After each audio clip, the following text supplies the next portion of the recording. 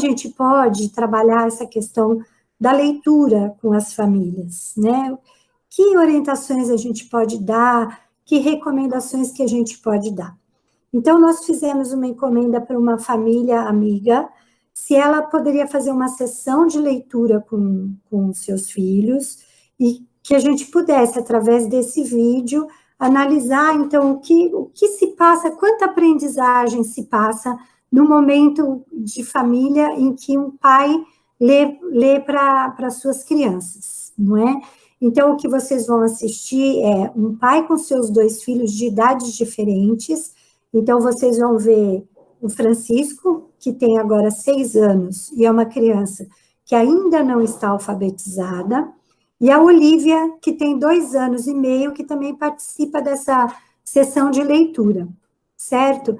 Como vocês vão poder observar no vídeo, trata-se de uma experiência de uma família que está muito acostumada, muito familiarizada com essa situação de leitura em voz alta do pai ou da mãe para suas crianças. Então, vocês ficam agora com o vídeo, vão assistir primeiro o vídeo, depois eu entro analisando, comentando, certo? Grande e pequeno.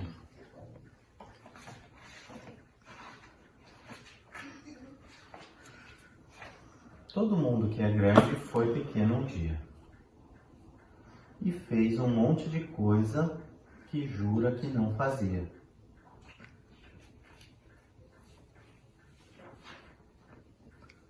A juíza, que hoje usa toga, soltou um pum na aula de yoga.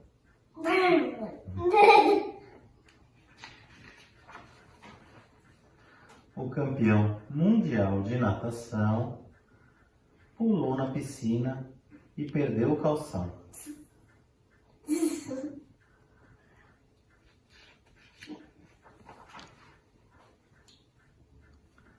A modelo, que hoje vive em Paris, passava o dia com o dedo no nariz.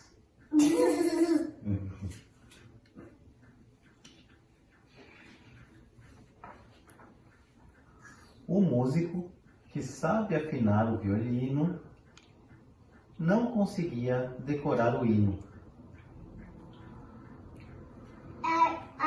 As crianças,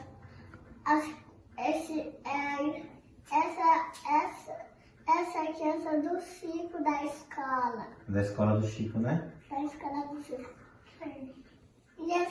E essas são as minhas crianças da escola. Não. As pequenas, né? Não, as minhas crianças pequenas da escola. Isso. Da sua escolinha, né? Da minha escolinha. A nutricionista, muito magricela, só comia pão com mortadela.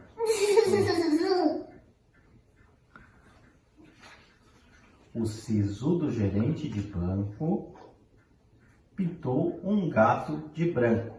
Um gatinho. É banco. Banco e banco. Banco. A professora de geografia ia ao shopping e se perdia.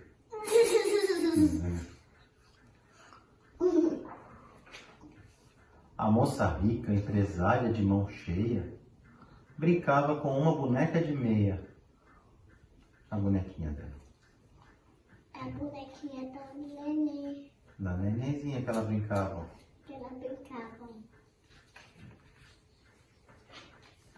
O médico, especialista em nó nas tripas, vivia no campinho empinando pipa. E se enrolando no fiói.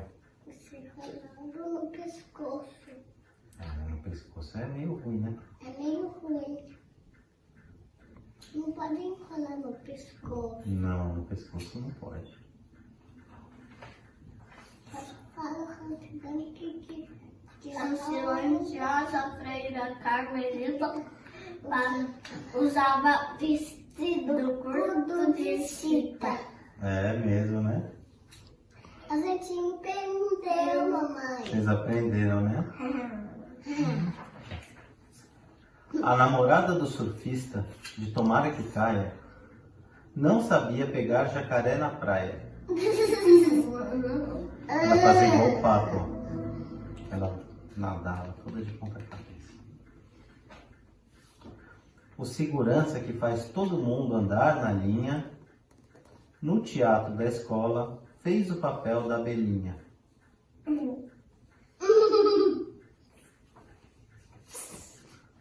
A Blandina, que escreveu este livro para vocês, ficou de recuperação de português. Em português. Em português. E o Lolo, que desenha melhor que todo mundo, na aula de arte, sentava lá no fundo. Isso. Mais. Olha essa coisa. A pequenininha, ela faz uma coisa que é muito importante, acredito que o Francisco também faça, mas ele não está expressando, ela está expressando, que é algo que é desejável, que é bastante importante, que a gente pode orientar os pais, que é estabelecer relações entre a literatura e a sua própria vivência, né? Então, a gente vê que a Olivia ali, ela está aproveitando tudo, ela está aproveitando as imagens, e ela fala daquilo que as imagens arremetem, né? Então, por exemplo, tem uma página em que ela diz, aqui são as crianças da minha escola, ou seja, ela está com saudades da escola, para ela aquela vivência que ela tem na escola é uma vivência importante, imediatamente quando ela vê um grupinho de crianças, que é, depois vocês vão ver na página, que nós vamos mandar para vocês também, página a página do livro, para que vocês possam entender melhor o contexto da história, vocês vão ver que ela diz isso na página que aparece um grupo de crianças, né? Então, ela até diz, são as crianças da escola do Chico, primeiro ela fala, do Francisco. E ele diz, não, ele é uma criança maior, nem está na mesma escola que ela, é uma escola de crianças grandes, a dela é a creche ainda. Aí ela diz, não, as crianças pequenas da minha escola. Então, ela está estabelecendo relações com a própria vida, com a vivência. E não é isso que a gente faz, pessoal, com a literatura? Nós adultos, quando lemos um livro, não estamos o tempo inteiro pensando nas nossas próprias vivências, a literatura não nos diz respeito aos grandes dramas humanos, às grandes questões humanas, né? Por isso nos diz tanto respeito e a gente está sempre trazendo para perto das nossas próprias experiências de vida. As crianças também fazem isso e começam a fazer desde muito pequenos, né? E é bacana que o pai acolhe os comentários da filha, né? Ele ouve, ele comenta, ele valoriza na medida em que ele repete, que ele diz, as crianças da sua escola, né? E isso é importante. Só que bacana, como uma leitura, aproxima a família, né? Faz com que o pai se aproxime da vivência das crianças. E nesse momento, eu acho que eu vi aqui a Paty pedindo para fazer um comentário de algo que ela também observou. Pode entrar, Paty. Seja bem-vinda. Obrigada, querida. Eu ia só comentar exatamente essa ideia, né, de como é interessante esse laço que os livros e a literatura podem favorecer na vida das crianças, né? Os professores têm enviado esses livros, têm feito chegar pela internet, especialmente agora sei que vão se organizar para que os livros impressos cheguem para aqueles que não têm acesso à internet. Então, pensando muito nessa direção de que a literatura pode aproximar, até em termos da conversa que o papai, a mamãe, a vovó e o vovô terão com cada uma dessas crianças após a leitura, né? Às vezes pode parecer que na cabecinha de um professor tem a ideia de, puxa, acho que eu vou pensar em umas questões a partir do livro que eles estão lendo, né? Para checar o conhecimento a respeito daquele conteúdo. E entendo que o melhor encontro, né, desse livro, nesse momento com esses pais, essa criança, seja esse que a Alice acabou de sinalizar. Essa relação, né, do livro com a realidade dessas crianças, com o convívio com a escola, aí no exemplo, com as vivências dos próprios pais. Então, que o livro possa ser uma ponte para uma conversa sobre experiências, sobre dinâmicas, sobre encontros, sobre saudades, né? Então, que a gente possa investir nessa direção, muito menos na ideia de tornar esse momento de leitura um momento em que algo vai ser cobrado, né, em função do que se lê, e muito mais um momento para favorecer esse laço, essa relação que é afetiva e que também é com a vivência de todos aqueles que estão ali, né, no momento da leitura. Há um gesto ali que a gente vê no começo do nosso vídeo, que é o pai abraçando o filho e o livro ao mesmo tempo e abraçando a Olivia aqui do lado.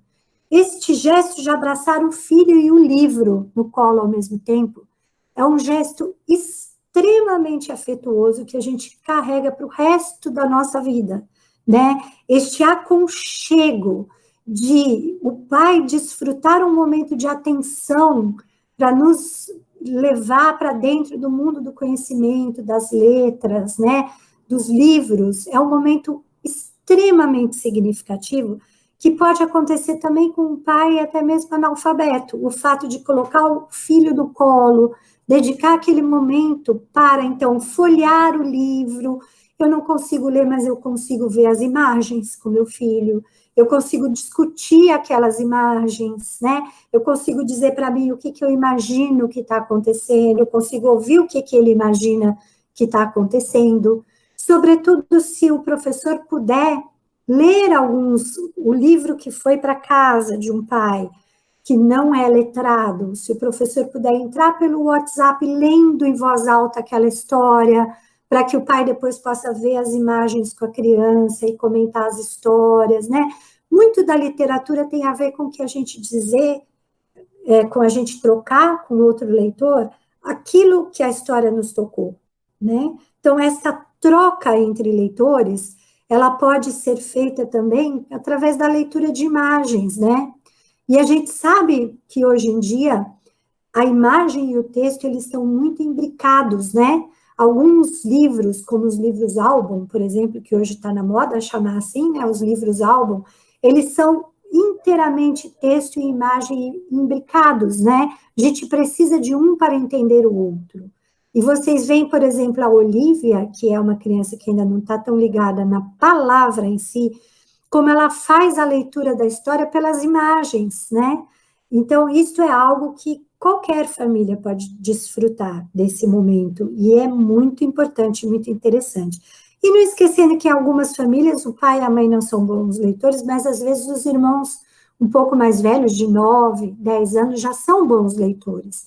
E eles podem ser chamados para eles lerem a história também, nesse momento, né? Assim como naquelas famílias em que já são bastante letradas, também você pode sugerir, hoje nós vamos trocar, não é o papai que vai ler a história, são vocês que vão contar a história para a gente, né? Que também é uma forma muito interessante da criança poder ir introjetando toda a língua, toda a linguagem escrita, né? Se apropriar da linguagem escrita, mas dizendo oralmente, né?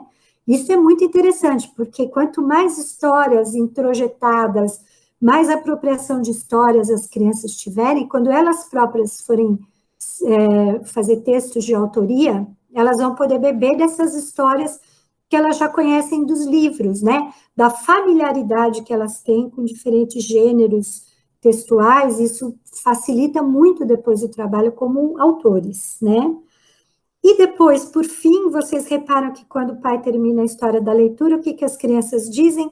Mais, né? Que é o sinal de que foi uma história deliciosa e que eles querem outra vez.